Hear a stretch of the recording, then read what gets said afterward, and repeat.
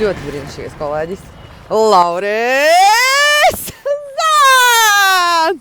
Nedrauj, ka tu... Zāns! Tūlīt nāks paparacī, kočot mierīgāk. Ja tu zinātu, kā es esmu satuntulējies, vienkārši crazy. Tu esi traka īstenībā. Es redzēju, ka tu nesen noskrēji šitādā laikā 20 cik tur kilometri. Pašai neticās tagad, es tieši tajā dienā skrēju, bija tas augstais laiks, un es skatos stravā tos kilometrus, un man reāli neticās, ka tie ir mani kilometri. Principā tu jau esi pusmaratonu novēlējusi vismaz vienu reizi. 3 reizes janvārī. Vēl labāk. Janvārī tikai? Jā. Super. Un tu esi pusmaratonu novēlējis? Nē. Cik taču novēlējis, Maks? Lielākais man ir bijis 15 vai 16 kaut kas tāds bija, jā.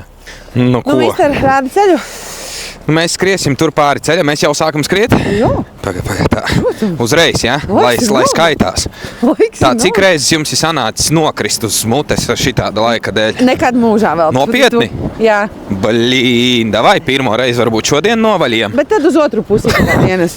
Nu, ne dienas, bet skrējienu. Skrējienu otru pusi, jā. Nav galīgi kā darbs un D materiāls. Jā. Kā iet Laurim Zānam? Kolosāli. 3. gadu pēc kārtas jau neko neapņemos jaunam gadam. Un tas man patīk vislabāk, tāpēc, ka nav par ko vilties tad. Zini kā, tu tik dari savu lietu, darbojies, ej uz saviem mērķiem, kaut kādi sapnīši, vēl kaut kas. Izdodas, neizdodas, nav par ko vilties. Tu tikai tādu pieredzi izbaudi maksimāli un no tā gūsti baudu, un tas ir pats svarīgākais. Nē, nu man ir, protams, kaut kas nosprausts, bet tas ir tādā lielākā periodā, teiksim, garākā posmā. Tas ir maratons. Tas nav gada sprints. Ļoti labi. Vai ir kaut kas tāds, kas tevi bažīja, dzīvojot 2028. gada sākumā? Dara bažīgu, vai par ko sirsniņa sāp, vai par ko padomā? Nu, tas ir vairāk vai mazāk tikai par globālo situāciju runājot. Tādā personīgajā dzīvē, ja es par kaut ko sūdzētos, es būtu lohs šobrīd. Man viss ir tik skaisti kā nekad iepriekš. Un, protams, ja ir kaut kādas tur mazas problēmiņas, tad tie tiešām uz tāda globāla fona visi ir absolūtākie sīkumi. Tāpēc katru rītu ceļos ar domu, ka esmu priecīgs un mēģinu novērtēt ar vien vairāk un vairāk to, kas man ir. Kas ir tās lietas, ko tu ļoti novērtē savā ikdienā? Darbs, ģimene, hobijs. To, ka es varu kustēties, skriet, spēlēt hokeju, aiziet uz kino, aizbraukt tur, kur es vēlos. Un gandrīz vai tad pat, kad es vēlos. Es pats varu būvēt savu dienu, paļaujoties tikai pats uz savu slikto laika menedžmentu. Bet vairāk vai mazāk tiešām darīt to, ko es pat tiešām mīlu un baudu. Un esmu superīgu cilvēku ieskalmā. To es mēģinu novērtēt katru dienu. Skaisti. Pasaki, lūdzu, kur tu esi mani atvedis? Kas tā par vietu? Tā. Šobrīd mēs skrienam cauri vienam no Imantas parkiem. Aha. Imantas rajons ir rajons, caur kuru es iepazinu Rīgu. Okay. Pirms kaut kādiem 11 gadiem. 13, 14 gadiem es atbraucu dzīvot uz Rīgu. Tātad mācīties. Un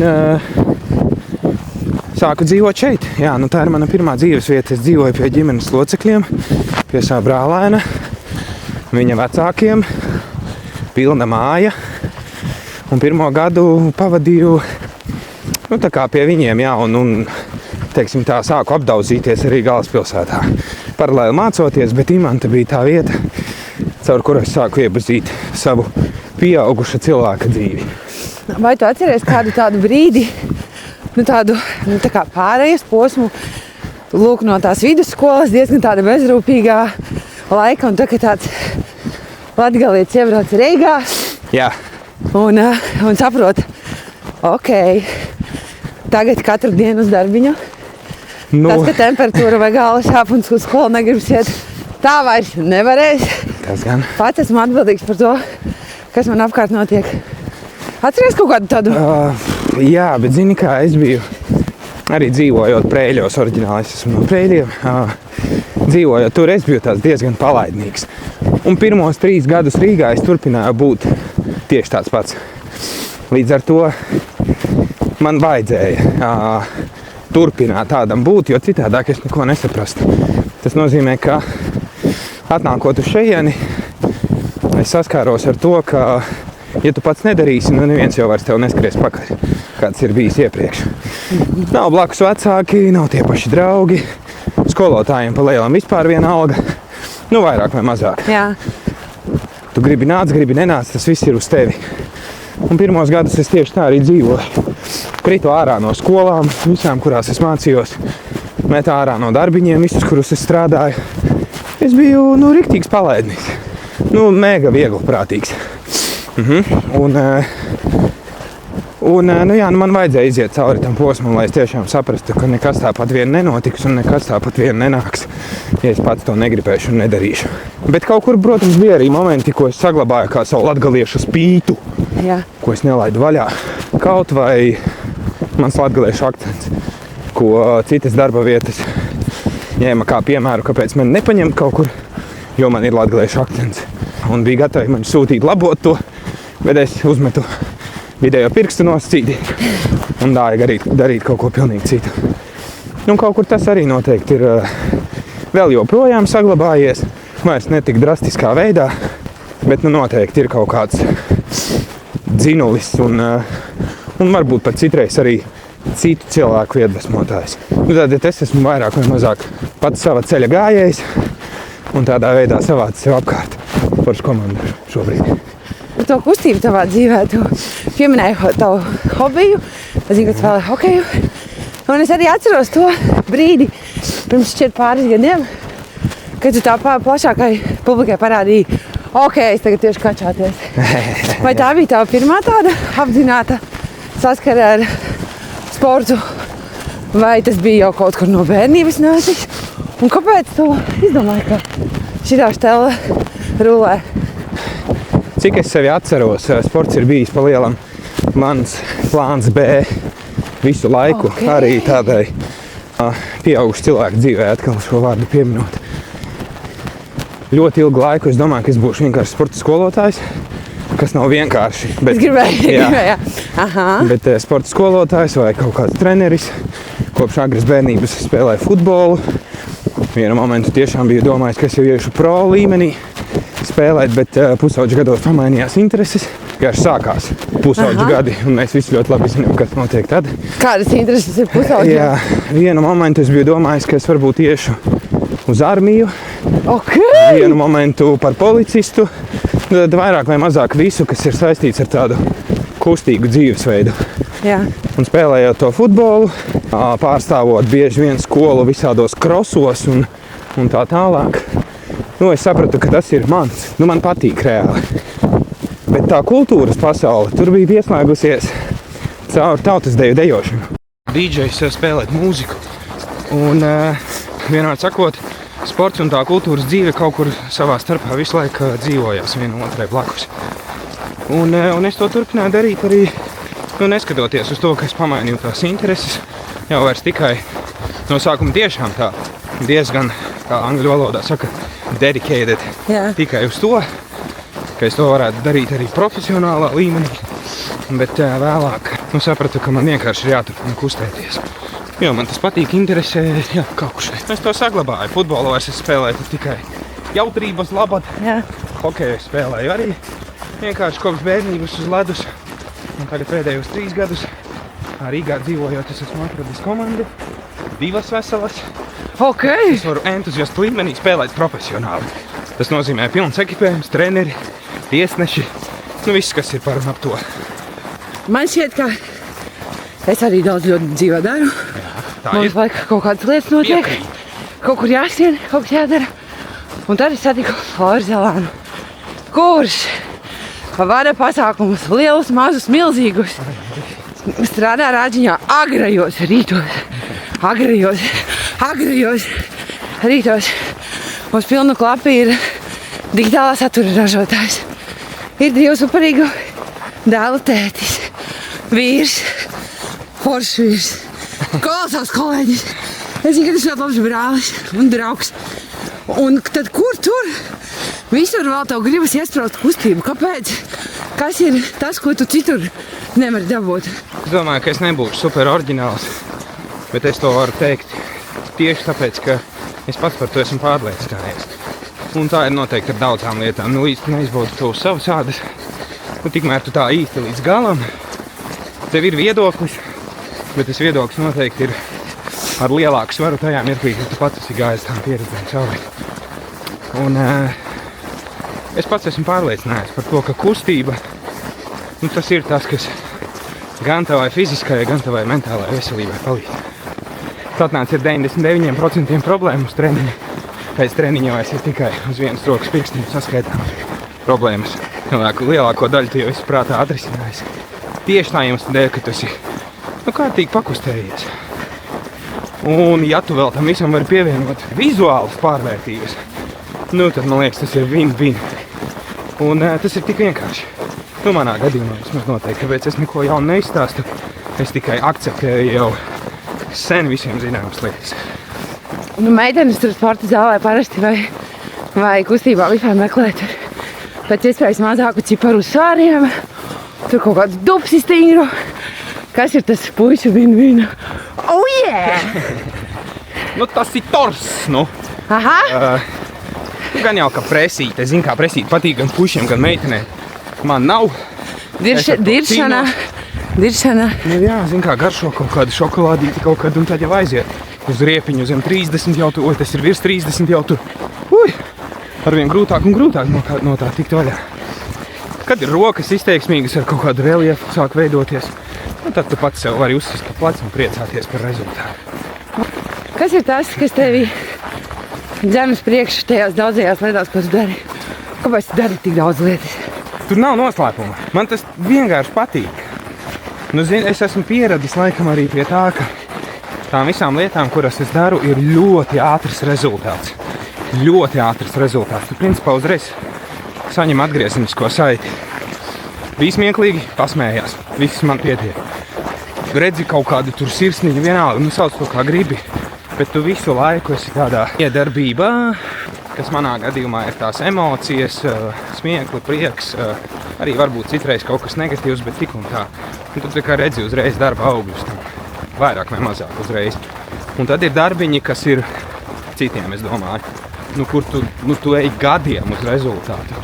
Un tur cilvēkiem visu cieļu tiešām izturēt to un tā, kamēr tu tiešām saņem kaut kādus tos darba augļus saucamus. Nu tā, un man patīk tā sajūta, ka es to tik ātri noķeru, ka es to tik ātri dabūju. Bet tas nav, lai apmierinātu sevi kaut kādā ziņā. Es vienkārši esmu pieradis pie tā jau, kopš es vispār pats sevi atceros. Un tas ir tas, kas man nes gandarījumu, ka pirmkārt man patīk pašam tas, ko es daru. Un ja es redzu, ka kādam tas izraisa emocijas, tas atkal ir win-win. Uzvarā! Skariet, Lārī, tu minēji par to, ka tu uzreiz jūti gandarījumu. Kaut ko iztrūzmi. Savā darbā. Daudz domājis par to, un es īstenībā par šo jautājumu domāju arvien biežāk. Tavs darbs, kaut kādā ziņā arī mans darbs, ir atkarīgs no tādas publikas mīlestības. Jā. Un cik tu būsi foršs, un cik tu būsi iznesīgs, un kā tu tur šito, un kā tu to, un laiki, un pēc iespējas vairāk interactions un engagements. Jā. Nu, tas ir tāds diezgan liels sloks, zem kura vai ar kuru kopā dzīvot. Es par to esmu iedomājies, bet es uz to nekoncentrējos, jo es ilgi mēģinu neturēt sevī nevienas no emocijām, kuras es esmu saņēmis, jo es zinu, ka gulēt uz lauriem, nav varšana ilgtermiņā. Tu vari tā kā pabaudīt to mazliet to momentu, un tas ir tāpat kā saņemt jebkuru balvu, nezinu, Oskaru, ja? Ar Gintu Zilbalodi un ar Matiju Skažu komunicējot vai klausoties vienkārši, ko viņi stāsta. Liekas jau, viss džeki ir sasnieguši augstāko punktu, ko var sasniegt, saņemt Oskaru par savu meistardarbu. Jā. Bet viņi neguļ uz tiem lauriem un jau jauni darbi top. Un tas pats ir ar emocijām, un manā gadījumā tieši tā tas arī ir. Visu, ko es saņemu savā virzienā, es no tā gūstu tikai tādu, teiksim tā, apliecinājumu, ka es varu turpināt darīt to, ko es daru. Un tas ir arī ar negatīvām emocijām, ja, piemēram, es saņemu kaut kādus, sliktus komentārus savā virzienā. Es to pa vienu ausu iekšā un pa otru ārā. Par mažajiem un tehnoloģiju audzināšanu. Īstenībā es brīnos, kā tas vispār ir iespējams, bet viņi jau šobrīd liekas, ka tā kā tu viņam iedot rokās, tur planšete, telefons, kaut kādu multenīti ieslēgt. Un viņi jau saprot, kas tur ir izslēgšanas poga, kur varētu pagriezt skaļāk. Tu neesi viņam to rādījis. Viņš vai nu tur pats piefiksējis to, ka tev ir bijis kaut kas rokās. Bet tāda sajūta, ka viņi jau piedzimst rokās esot tam aparātam. Es nezinu, kā tas būs pēc dažiem gadiem, kurā mirklī viņš prasīs datoru, kurā telefonu. Es skaidri zinu, ka tas pienāks kaut kad. Un es arī neliekšu viņam to, ja mēs varēsim to izdarīt un dot viņam kaut ko tādu. Mēs noteikti nelieksim, tikai sekosim visam līdzi, lai tas ir saprāta robežās. Jo aizliegt kaut ko, kas šobrīd ir tāds, ko mēs tiešām paši arī saprotam, un lai tam cilvēciņam būtu mazliet vienkāršāk dzīvē tālāk virzīties, jo visur, kur viņš ies ārpus mājām, viņš jau tāpat ar to saskarsies. Mēs viņam to ļausim vienmēr sakot, bet, protams, ka kaut kur ierobežojot, kaut kur saprotot, kur var iedot vairāk, kur mazāk, un kurā momentā iet un padarīt ar viņu kaut ko kopā jēdzīgāku nekā iedot viņam telefonu rokās un pats arī sēdēt pie datora. Un par tādu kustības mīlestību un kā to saviem ziķeriem parādīt. Mēs jau šobrīd mēģinam iet uz kaut kādiem treniņiem. Tautas dēļas mums jau ir vecākajiem, Ir arī robotika, piemēram, kas ir ar legučiem tur strādāt un pirkstiņu tur to darbību attīstīt un tāpat arī iemācīties bišķiņā, vairāk pašam visa ķermeņa motorika, kā strādā. Kūlenīši, mēs ejam uz fiziskās sagatavotības nodarbībām ar vecāko maziņai, vēl pagaidām vēl attīstās pašmācības ceļā un mācoties kaut ko no lielā brāļa. Bet viennozīmīgi tā būs arī noteikti sastāvdaļa. Pats jau ir prasījis, ka grib iet uz boksu. Haralds arī, es nezinu, kas tas ir. Tā kā gaidam labu piedāvājumu un aiziet. Klausies, Lauri. Cik gados cilvēks palika vecs? Kad viņš nomirst. Ļoti labi atbildi. Ko influenceri darīs vecumdienās? Būs pielāgojušies influencēšanai atbilstoši laikam. Es domāju, ka tas nekur vairs nepazudīs. Tas arī ir, kopš tas ir parādījies, tas nav nekad nekur arī pazudis. Ir tikai pamainījusies forma, kā viņi influencē. Ja agrāk mums gadžeti rokās nebija, caur kuriem stāstīt un rādīt savu dzīvi vai veidot saturu.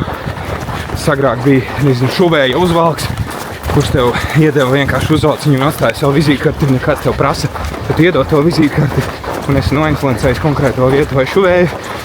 Tad tagad tas ir čipsi pieteiks, ir atnākuši un prasa ieliec mums caur savu telefonu. Ir pamainījusies tikai forma, un es domāju, ka tas vienmēr būs un paliks. Sports, tas pats.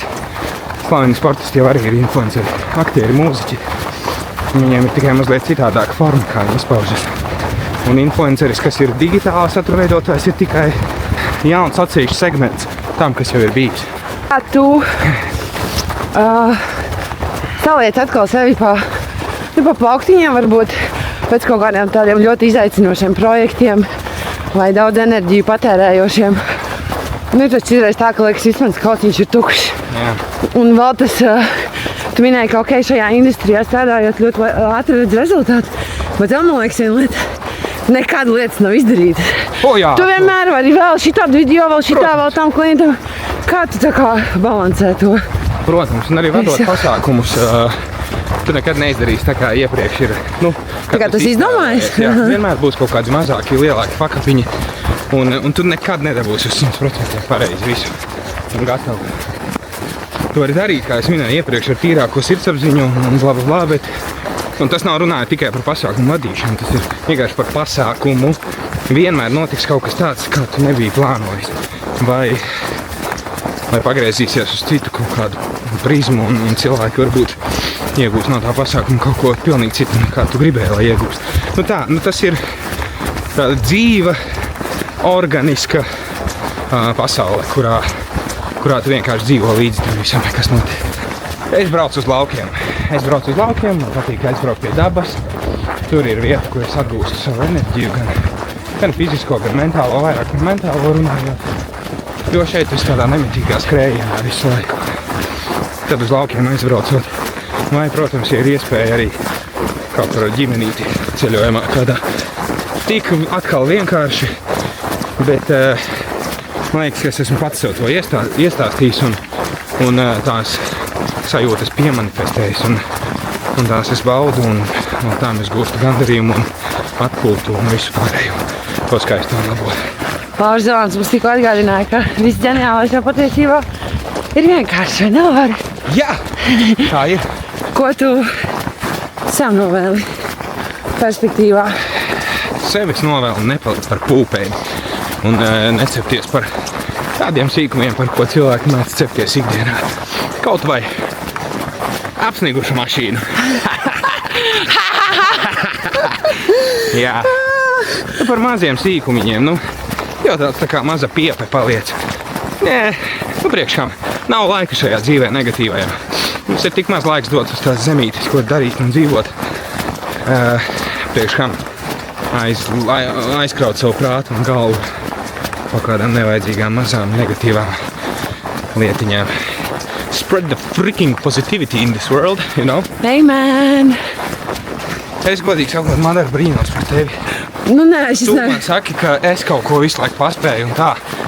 Kurā mirklī tu iemīlēji sportu tā, ka es jūtos tā kā, kā vecs vecis jau. Un no sākuma likāt, jā, es esmu tik sportisks. Un es paskatos uz Madaru un vienkārši mauc.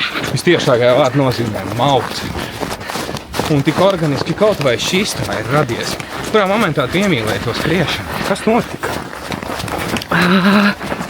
Laikam, es nevaru pateikt tādu vienu atskaites punktu,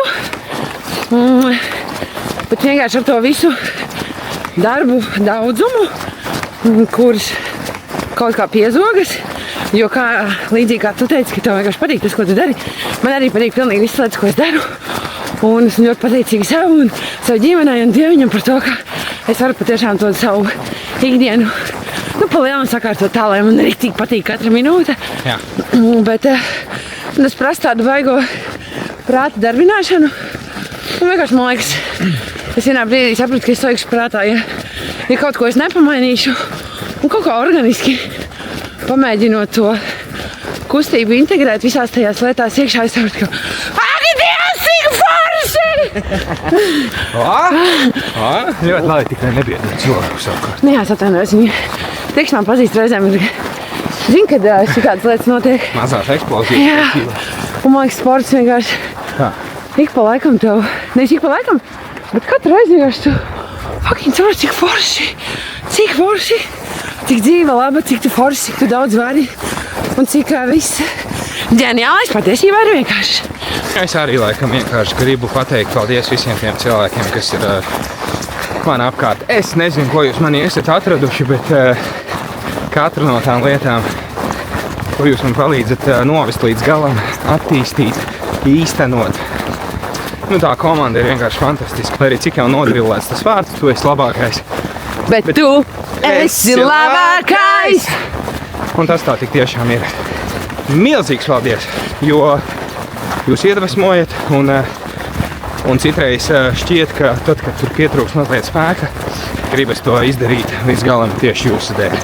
Ak, Dievs, mazliet cukurainais Lauris Zelāns. Ko tu latvietim novēli? Latvietis. Tu, mans dārgais latvieti. Katru rītu, ieskatoties spogulī, labāk, lai ir tā, ka tu patīc pats sev, nevis mēģini izpatikt citiem. Tad lietas vienkārši notiks, un notiks arvien labāk un labāk. Ja tu redzot tos attēlu, spoguļu attēlu spogulī, sajūtīs, ka pretī stāvošais cilvēks, tad tas ir cilvēks uz goda. Un ja tā būs, tad viss ar mums būs kārtībā.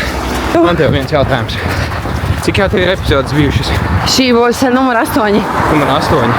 Kas ir tas, kas tev šķita no sākuma daudz vienkāršāk nekā šķiet šobrīd pēc 8 epizožu aizvadīšanas?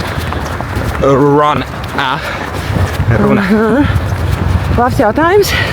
Zini, kā man laikam ir pretēji?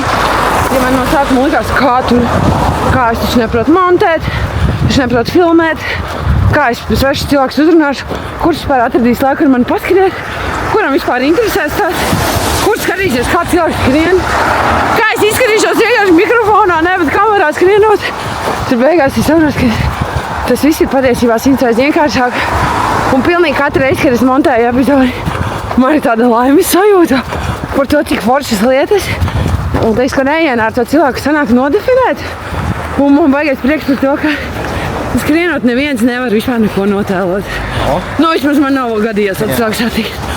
Un ka patiešām sanāk to cilvēku uz īsu skrējienu, bet tā kā noķert tieši to viņa kodoliņu.